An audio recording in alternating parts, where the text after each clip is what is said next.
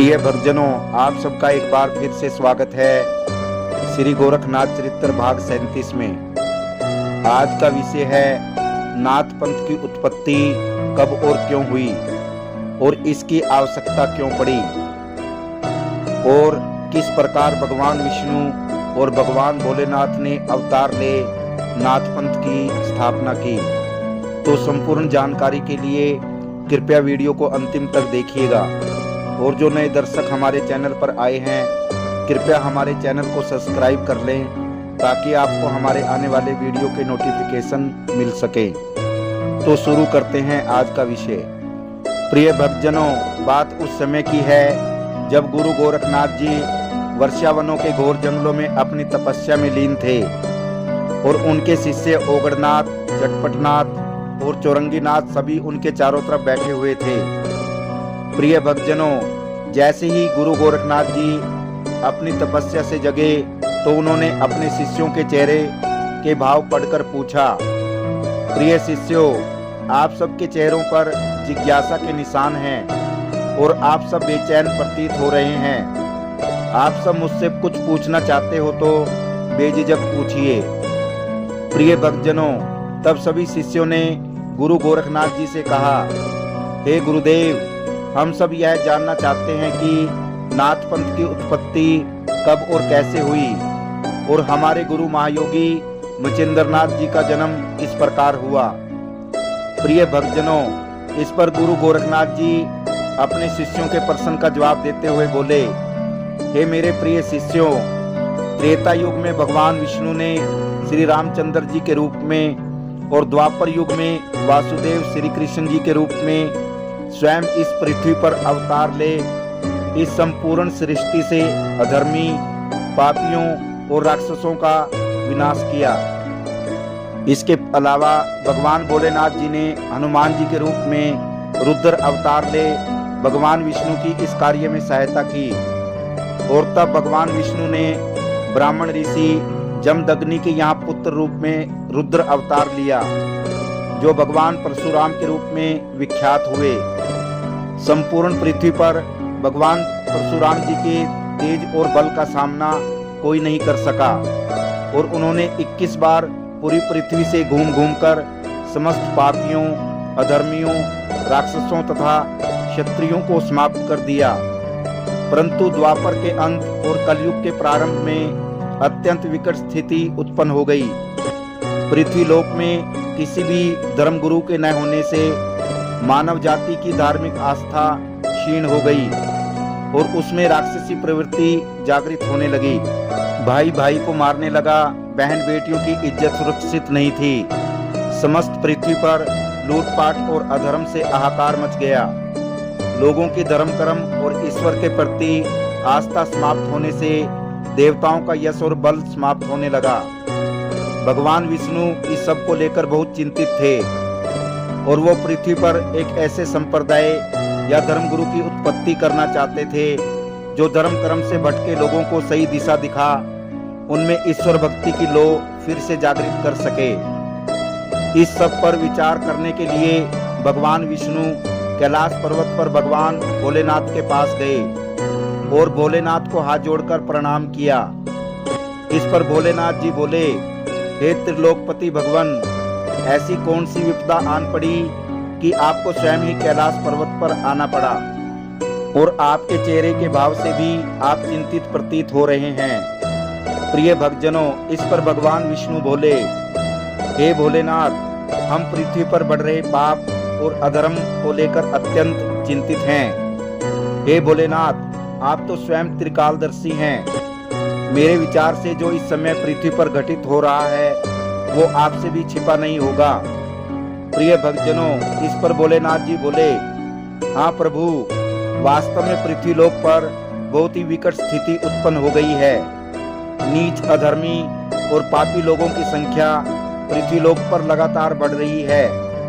प्रभु, यदि ऐसा ही होता रहा तो एक दिन पृथ्वी लोक पर मानव जाति का अस्तित्व ही खत्म हो जाएगा।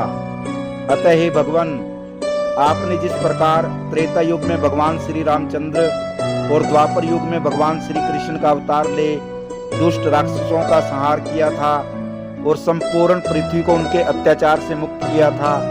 अतः उसी प्रकार आप अब भी कलयुग में अवतार लें और इन पापियों का संहार करें।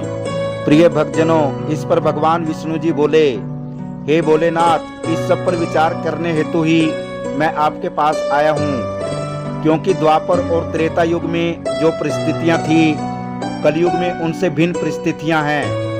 उस युग में तो केवल रावण, कंस तथा जरासंध जैसे कुछ ही राक्षस थे, लेकिन अब कलयुग में तो इनकी संख्या सैकड़ों, हजारों में हो गई है। हे भोलेनाथ, अब तो घर घर में रावण पैदा हो गए हैं और प्रत्येक व्यक्ति में राक्षसी प्रवृत्ति पैदा हो गई है। अतः हे भोलेनाथ, यदि मैं पृथ्वी पर पापी लोगों का संहार करने लगा तो पृथ्वी लोक पर सभी आदमी मारे जाएंगे। प्रिय भक्तजनों, इस पर भोलेनाथ जी बोले, हे प्रभु, इसके अलावा इस समस्या का कोई अन्य समाधान भी तो नहीं है। प्रिय भक्तजनों, इस पर भगवान विष्णु बोले, हे भोलेनाथ, इस समस्या का केवल एक ही उपाय है कि लोगों की मानसिकता को बदला जाए। उनके अंदर जो राक्षसी प्रवृत्ति पैदा हो गई है, उसके स्थान पर धर्म, कर्म, अहिंसा, सत्य, परोपकार तथा देवी देवताओं के प्रति आस्था फिर से जागृत की जाए। हे भोलेनाथ, इसलिए मैं पृथ्वी लोक पर सिद्ध योगियों के एक ऐसे संप्रदाय की स्थापना करना चाहता हूँ जो धर्म कर्म से भटके हुए प्राणियों को सही मार्ग दिखा जग कल्याण करेंगे तथा यह संप्रदाय नाथ पंथ के नाम से प्रसिद्धि प्राप्त करेगा। प्रिय भक्तजनों, इस पर भगवान भोलेनाथ जी ने पूछा, परंतु हे भगवान, इस संप्रदाय की उत्पत्ति किस प्रकार होगी तथा इसके प्रथम गुरु या सूत्रधार कौन होंगे? प्रिय भक्तजनों, इस पर भगवान विष्णु जी ने जवाब दिया, हे भोलेनाथ, इस सब का वर्णन वेद व्यास जी ने भविष्य पुराण में पहले से ही कर दिया है। आने वाले समय में ब्रह्मा जी का तेज झलकने से पृथ्वी पर 88,000 ऋषियों की उत्पत्ति होगी। उनके तेज का कुछ अंश समुद्र में गिरेगा, जिसे एक मछली ग्रहण कर लेगी तथा उसी के गर्भ से मेरा यानी कवि नारायण का अवतार पैदा होगा, जो पृथ्वी पर मच्छिंद्रनाथ के नाम से प्रसिद्ध होगा।